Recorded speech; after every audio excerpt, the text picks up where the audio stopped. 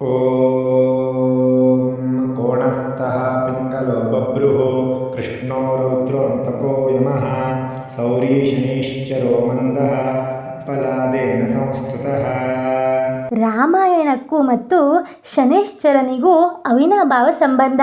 ಯಾಕಂದರೆ ರಾಮಾಯಣ ಅಂದರೆ ತ್ರೇತಾಯುಗದಲ್ಲಿ ಹನುಮಂತನಿಂದ ಶನೈಶ್ಚರನ ರಕ್ಷಣೆಯನ್ನು ಮಾಡಲಾಗಿತ್ತು. ಅದೇ ಕಾರಣಕ್ಕೆ ಶನೈಶ್ಚರನು ಹನುಮಂತನ ಧ್ಯಾನವನ್ನು ಯಾರು ಮಾಡ್ತಾರೋ ಅವರನ್ನು ನಾನು ಕಾಡೋದಿಲ್ಲ ಅಂತ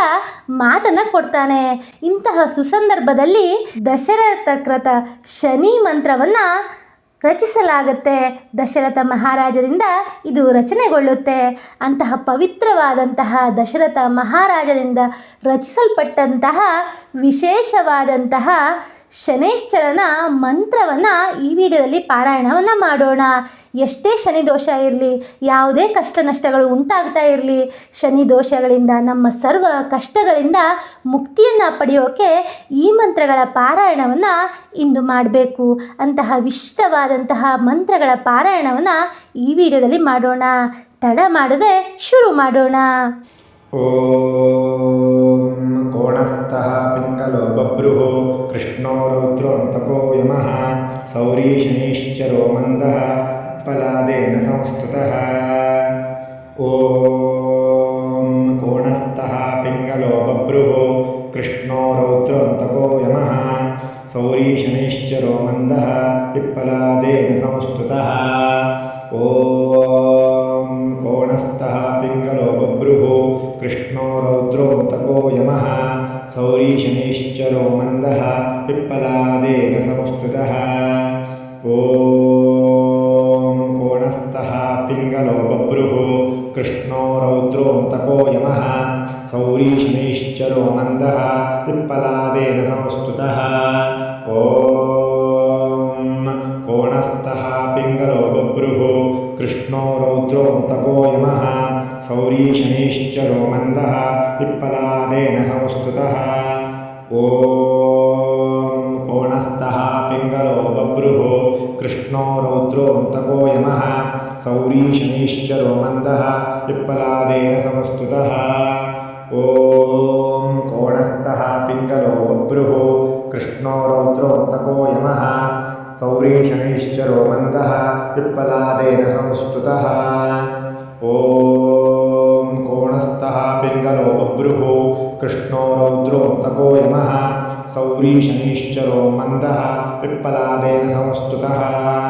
ಓಂ ಕೋಣಸ್ಥಃ ಪಿಂಗಲೋ ಬಭ್ರುಃ ಕೃಷ್ಣೋ ರೌದ್ರೋऽन्तಕೋ ಯಮಃ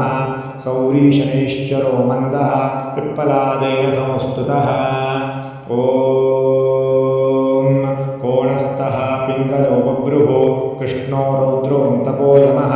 ಸೌರೀ ಶನೈಶ್ಚರೋ ಮಂದಃ ಪಿಪ್ಪಲಾದೇನ ಸಂಸ್ತುತಃ. ಓಂ ಕೋಣಸ್ಥಃ ಪಿಂಗಲೋ ಬಭ್ರುಃ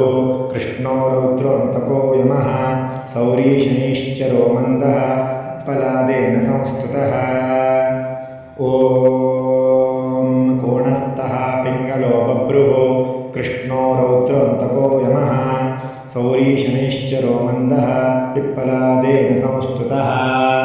ಓಂ ಕೋಣಸ್ಥಃ ಪಿಂಗಲೋ ಬಭ್ರುಃ ಕೃಷ್ಣೋ ರೌದ್ರೋऽन्तಕೋ ಯಮಃ ಸೌರೀ ಶನೈಶ್ಚರೋ ಮಂದಃ ಪಿಪ್ಪಲಾದೇನ ಸಂಸ್ತುತಃ. ಓಂ ಕೋಣಸ್ಥಃ ಪಿಂಗಲೋ ಬಭ್ರುಃ ಕೃಷ್ಣೋ ರೌದ್ರೋऽन्तಕೋ ಯಮಃ ಸೌರೀ ಶನೈಶ್ಚರೋ ಮಂದಃ ಪಿಪ್ಪಲಾದೇನ ಸಂಸ್ತುತಃ. ಓಂ ಕೋಣಸ್ಥಃ ಪಿಂಗಲೋ ಬಭ್ರುಃ ಕೃಷ್ಣೋ ರೌದ್ರೋऽन्तಕೋ ಯಮಃ ಸೌರೀ ಶನೈಶ್ಚರೋ ಮಂದಃ ಪಿಪ್ಪಲಾದೇನ ಸಂಸ್ತುತಃ. ಓಂ ಕೋಣಸ್ಥಃ ಪಿಂಗಲೋ ಬಭ್ರುಃ ಕೃಷ್ಣೋ ರೌದ್ರೋऽन्तಕೋ ಯಮಃ ಸೌರೀ ಶನೈಶ್ಚರೋ ಮಂದಃ ಪಿಪ್ಪಲಾದೇನ ಸಂಸ್ತುತಃ. ಓಂ ಕೋಣಸ್ಥಃ ಪಿಂಗಲೋ ಬಭ್ರುಃ ಕೃಷ್ಣೋ ರೌದ್ರೋऽन्तಕೋ ಯಮಃ ಸೌರೀ ಶನೈಶ್ಚರೋ ಮಂದಃ ಪಿಪ್ಪಲಾದೇನ ಸಂಸ್ತುತಃ. ಓಂ ಕೋಣಸ್ಥಃ कोणस्थः पिङ्गलो बभ्रुः कृष्णो रौद्रोऽन्तको यमः सौरी शनैश्चरो मन्दः पिप्पलादेन संस्तुतः ॐ कोणस्थः पिङ्गलो बभ्रुः कृष्णो रौद्रोऽन्तको यमः सौरी शनैश्चरो मन्दः पिप्पलादेन संस्तुतः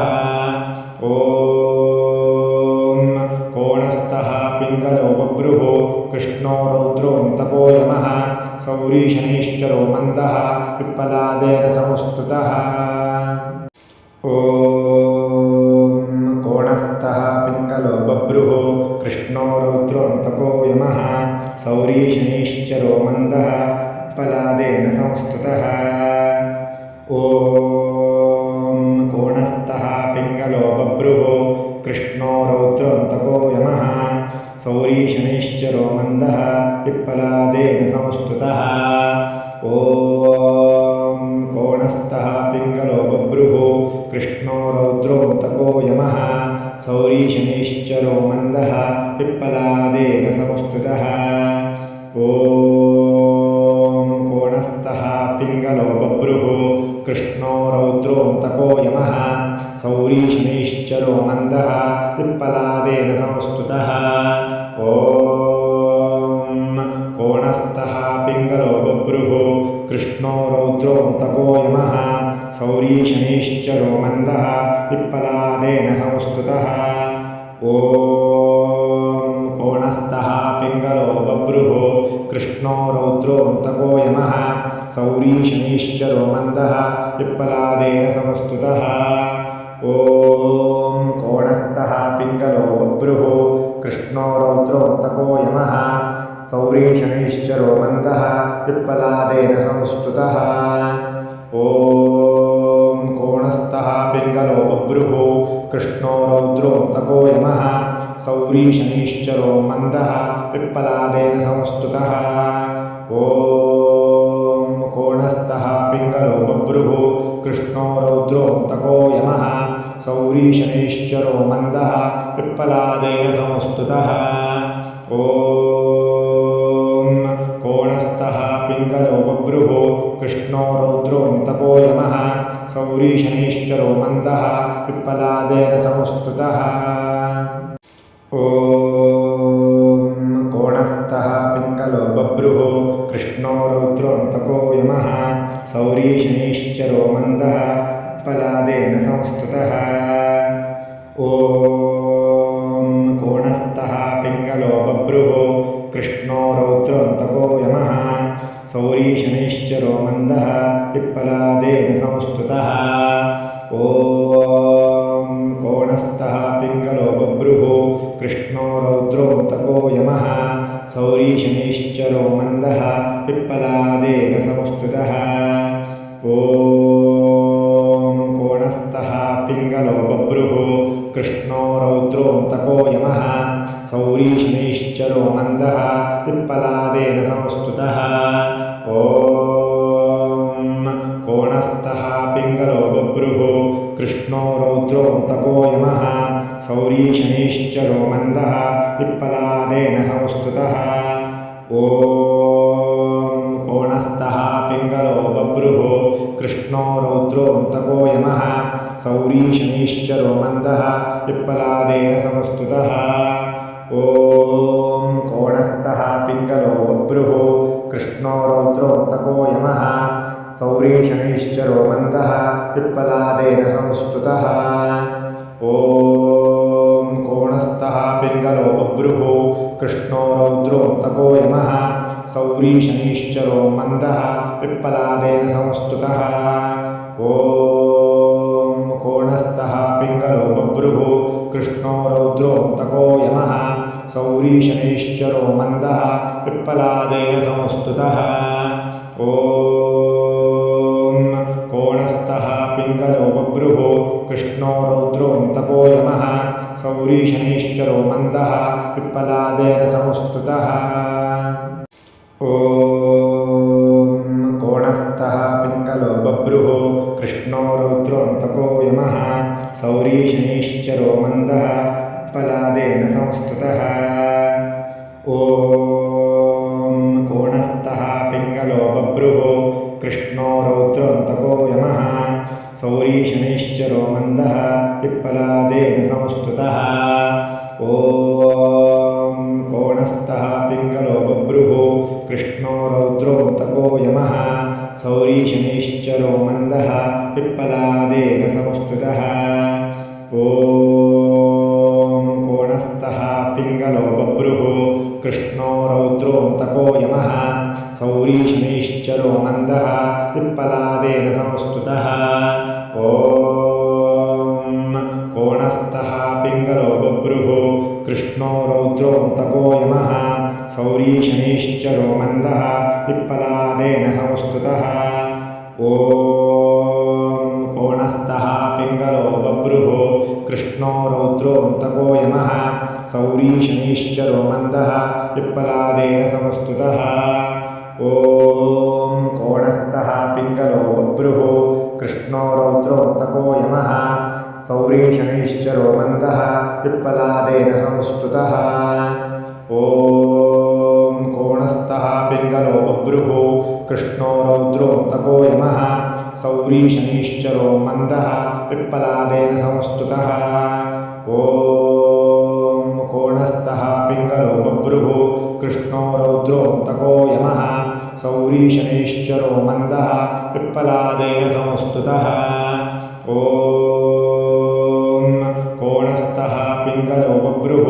कृष्णो रौद्रोऽन्तको यमः सौरीशनैश्चरो मन्दः पिप्पलादेन संस्तुतः ॐ कोणस्थः पिङ्गलो बभ्रुः कृष्णो रौद्रोऽन्तको यमः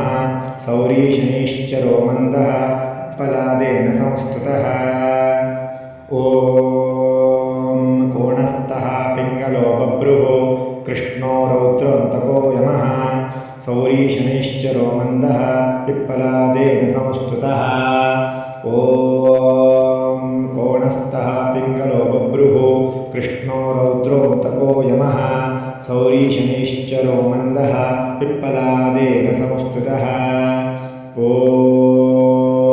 कोणस्थः पिङ्गलो बभ्रुः कृष्णो रौद्रोऽन्तको यमः सौरीशनैश्चरो मन्दः पिप्पलादेन संस्तुतः ॐ कोणस्थः पिङ्गलो बभ्रुः कृष्णो रौद्रोऽन्तको यमः सौरीशनैश्चरो मन्दः पिप्पलादेन संस्तुतः ॐ कोणस्थः पिङ्गलो बभ्रुः कृष्णो रौद्रोऽन्तको यमः सौरीशनैश्चरो मन्दः पिप्पलादेन संस्तुतः ॐ कोणस्थः पिङ्गलो बभ्रुः कृष्णो रौद्रोऽन्तको यमः सौरीशनैश्चरो मन्दः पिप्पलादेन संस्तुतः ॐ कोणस्थः पिङ्गलो बभ्रुः कृष्णो रौद्रोऽन्तको यमः सौरीशनैश्चरो मन्दः पिप्पलादेन संस्तुतः ॐ कोणस्थः पिङ्गलो बभ्रुः कृष्णो रौद्रोऽन्तको यमः सौरीशनैश्चरो मन्दः पिप्पलादेन संस्तुतः ॐ कोणस्थः पिङ्गलो बभ्रुः कृष्णो रौद्रोऽन्तको यमः सौरीशनैश्चरो मन्दः पिप्पलादेन संस्तुतः ॐ कोणस्थः पिङ्गलो बभ्रुः कृष्णो रौद्रोऽन्तको यमः सौरीशनैश्चरो मन्दः पिप्पलादेन संस्तुतः ॐ कोणस्थः पिङ्गलो बभ्रुः कृष्णो रौद्रोऽन्तको यमः सौरीशनैश्चरो मन्दः पिप्पलादेन संस्तुतः ॐ कोणस्थः पिङ्गलो बभ्रुः कृष्णो रौद्रोऽन्तको यमः सौरीशनैश्चरो मन्दः पिप्पलादेन संस्तुतः ॐ कोणस्थः पिङ्गलो बभ्रुः कृष्णो रौद्रोऽन्तको यमः सौरीशनैश्चरो मन्दः पिप्पलादेन संस्तुतः ॐ कोणस्थः पिङ्गलो बभ्रुः कृष्णो रौद्रोऽन्तको यमः सौरीशनैश्चरो मन्दः पिप्पलादेन संस्तुतः ॐ कोणस्थः पिङ्गलो बभ्रुः कृष्णो रौद्रो रौद्रोऽन्तको यमः सौरीशनैश्चरो मन्दः पिप्पलादेन संस्तुतः ॐ कोणस्थः पिङ्गलो बभ्रुः कृष्णो रौद्रोऽन्तको यमः सौरीशनैश्चरो मन्दः पिप्पलादेन संस्तुतः ॐ कोणस्थः पिङ्गलो बभ्रुः कृष्णो रौद्रोऽन्तको यमः सौरीशनैश्चरो मन्दः पिप्पलादेन संस्तुतः ॐ कोणस्थः पिङ्गलो बभ्रुः कृष्णो रौद्रोऽन्तको यमः सौरीशनैश्चरो मन्दः पिप्पलादेन संस्तुतः ॐ कोणस्थः पिङ्गलो बभ्रुः कृष्णो रौद्रोऽन्तको यमः सौरीशनैश्चरो मन्दः पिप्पलादेन संस्तुतः ॐ कोणस्थः पिङ्गलो बभ्रुः कृष्णो रौद्रोऽन्तको यमः सौरीशनैश्चरो मन्दः पिप्पलादेन संस्तुतः ॐ कोणस्थः पिङ्गलो बभ्रुः कृष्णो रौद्रोऽन्तको यमः सौरीशनैश्चरो मन्दः पिप्पलादेन संस्तुतः ॐ कोणस्थः पिङ्गलो बभ्रुः कृष्णो रौद्रोऽन्तको यमः सौरीशनैश्चरो मन्दः पिप्पलादेन संस्तुतः